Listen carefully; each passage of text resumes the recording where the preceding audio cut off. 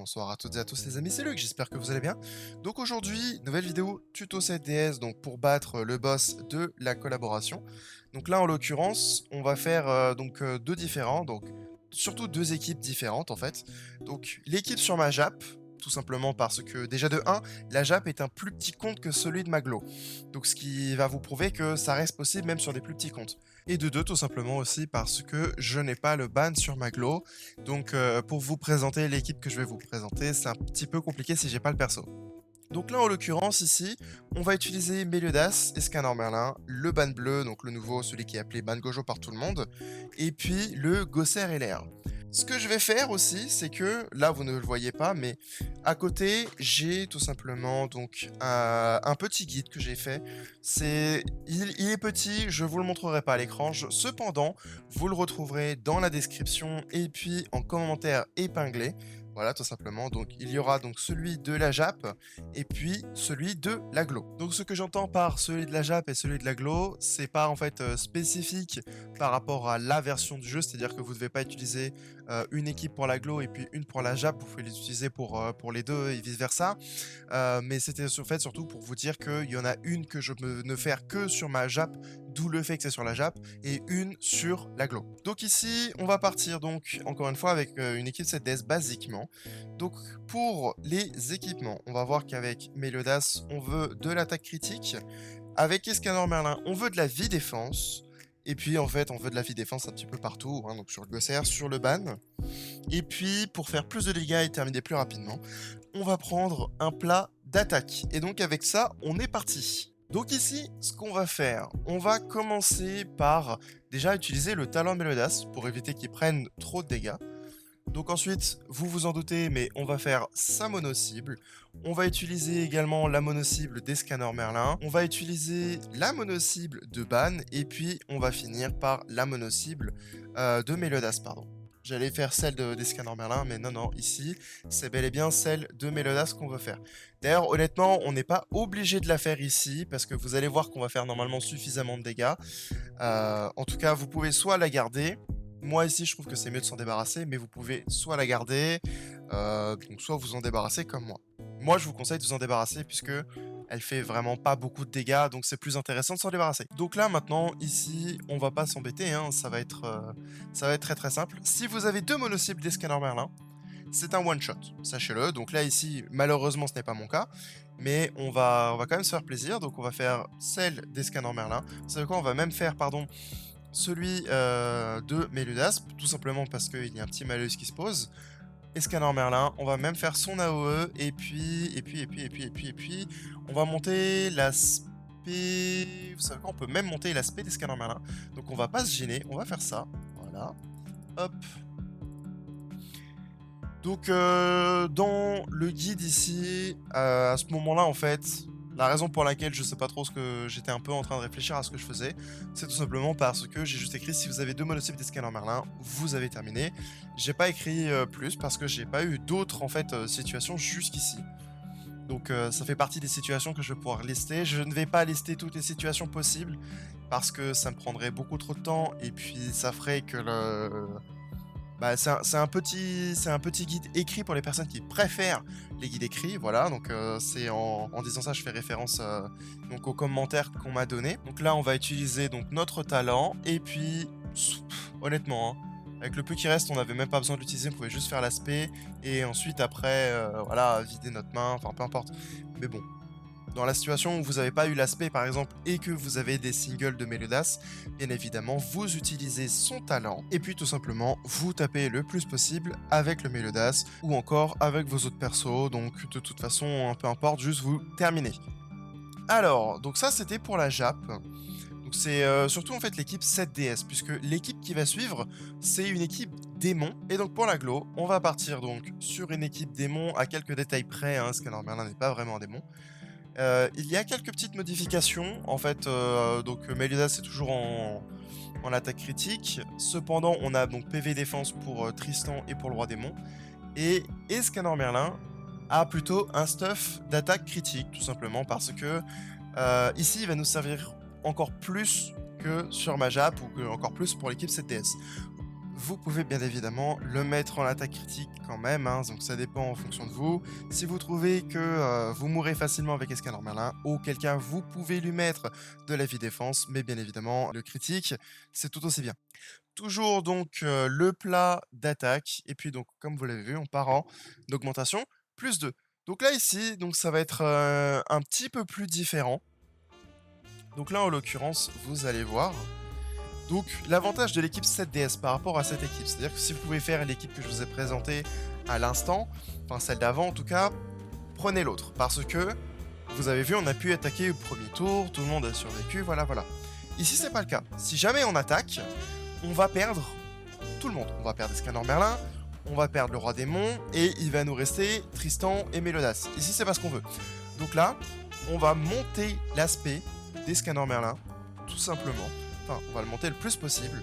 Comme ça, le contre se retire et on va pouvoir taper au prochain tour. Donc là, ici, c'est juste parfait, hein, vous allez voir pourquoi.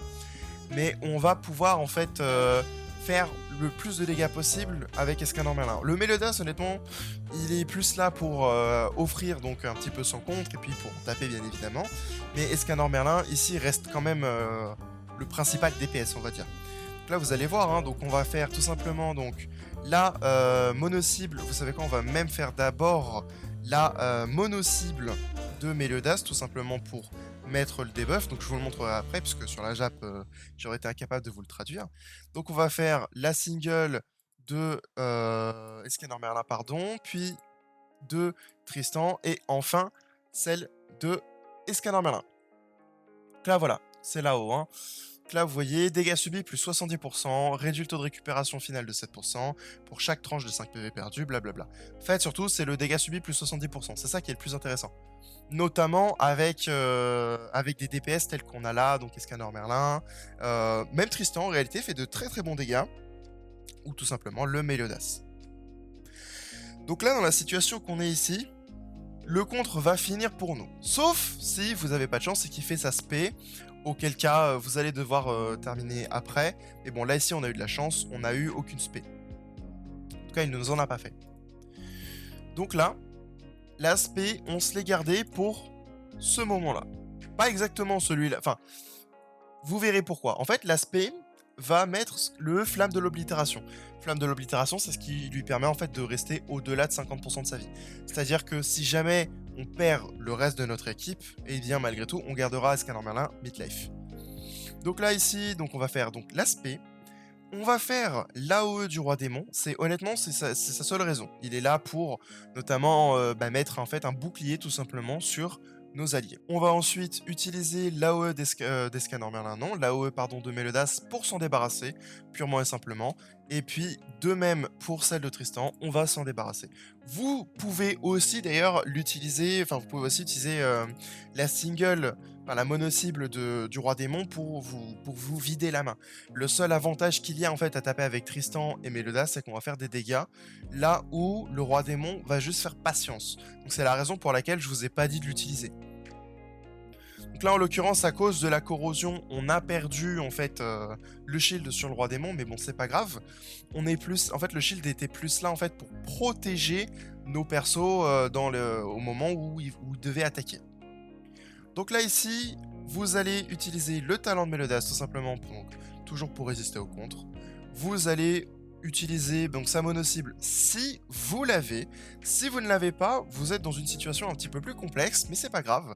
Donc là, en gros, je me permets de faire une petite aparté, mais en réalité, je ne vous dis pas comment faire si jamais vous n'avez pas la bonne carte. Moi, ce que je vous invite à faire dans ce cas-là, c'est à utiliser les cartes où vous pouvez tout simplement faire le plus de dégâts en essayant de, bien évidemment, faire survivre votre Mélodas. Donc encore une fois, grâce à tout simplement son talent, ou même pour essayer de faire en sorte que le Escanor survive. Donc je vous invite à vous débarrasser de vos cartes inutiles, donc par exemple celle du Roi Démon, ou encore attaquer avec Tristan, hein, oui c'est tout à fait possible aussi, ou vous pouvez faire la solution long terme, vous pouvez aussi tout simplement attendre, faire un tour dans le vide tout simplement pour attendre que le contre se retire et vous pouvez ensuite le taper et garder tout le monde. C'est aussi une solution, je dirais une solution plus longue entre guillemets que celle que je vous présente, bien que la mienne reste longue, mais bon, vous avez compris. Après, à vous de voir. Ce que je vous invite à faire, c'est de passer un tour, essayer de monter l'aspect d'un perso dont vous savez qu'il va taper fort. Tristan, Escanor Merlin, mais bon, vous avez compris. Si vous avez la single de Escanor Merlin, je vous invite à l'utiliser. De même pour celle de Tristan, vous allez voir. Donc, notamment, en fait, on va survivre ici, quoi qu'il arrive, avec Tristan, puisque il a un revive. Et donc, on va retaper avec Tristan. Et enfin, on va finir avec Meliodas, tout simplement, donc pour profiter un minimum donc de son buff. Donc là, vous avez vu, on va faire énormément de dégâts. C'est normal, c'est Scanner Merlin. Donc c'est pour ça que ici c'est important d'avoir l'aspect pour qu'on puisse s'assurer de sa survie. Et là en l'occurrence vous allez voir, on va même finir, voilà, pour vous dire à quel point Scanner Merlin a tapé fort. Ça c'est vraiment un bonus que c'est vraiment pas mal. Donc aussi petit aparté, il n'y a pas eu de vidéo la semaine dernière tout simplement parce que je n'ai pas trouvé le temps de faire de vidéo et tout simplement l'envie me manquait un petit peu, c'est-à-dire que je ne savais pas trop quoi faire. Je n'avais pas en fait de vidéo 7DS à vous sortir. Il faudrait que je reprenne la survie Subnautica. Et puis pour l'instant voilà, donc j'avais pas vraiment d'idée de vidéo, donc du coup j'ai décidé de ne pas en faire. Donc en fait ça m'a permis d'énormément me poser en fait, tout simplement pour améliorer aussi ma stratégie au niveau donc de la diété suprême. Notamment en fait par rapport au retour en tout cas que j'ai eu. On m'a tout simplement posé pas mal de questions, donc notamment sur le fait que à certains endroits en fait c'était pas forcément clair ou c'était enfin si clair, mais c'est pas pareil pour tout le monde. Donc il faut que je fasse plus d'expérience. C'est ce que je suis en train de faire notamment avec mon compte Jap. Voilà, donc bon écoutez. Mais pour l'instant, voilà, c'est juste pour vous dire que j'ai pas non plus rien fait. J'essaierai de vous faire une vidéo cette semaine sur la Jap à propos de la divinité, cependant je ne vous promets rien. J'essaierai encore une fois de répondre le mieux possible à vos commentaires, donc n'hésitez pas à me poser des questions, que ce soit sur cette vidéo, que ce soit sur celle de la diété, n'hésitez vraiment pas, hein, moi j'y répondrai du mieux que je peux. Donc encore une fois, vous pouvez retrouver donc les guides pour la diété suprême dans cette description, voilà, donc je vais vous les remettre dans cette description. Je ne vais pas la mettre à chaque fois, hein, je vous inviterai donc dans ce cas-là à aller voir la vidéo tuto. Vous aurez également un lien dans la description vers cette vidéo, y compris dans le petit i en haut à droite. Et puis écoutez les amis, c'est tout ce que j'ai à dire pour cette vidéo. Donc si jamais la vidéo vous a plu, n'hésitez pas à laisser un like, à vous abonner, ça aide grandement la chaîne. Et vous pouvez toujours vous désabonner ultérieurement si vous changez d'avis. Sur ce, c'était Luc, à la prochaine.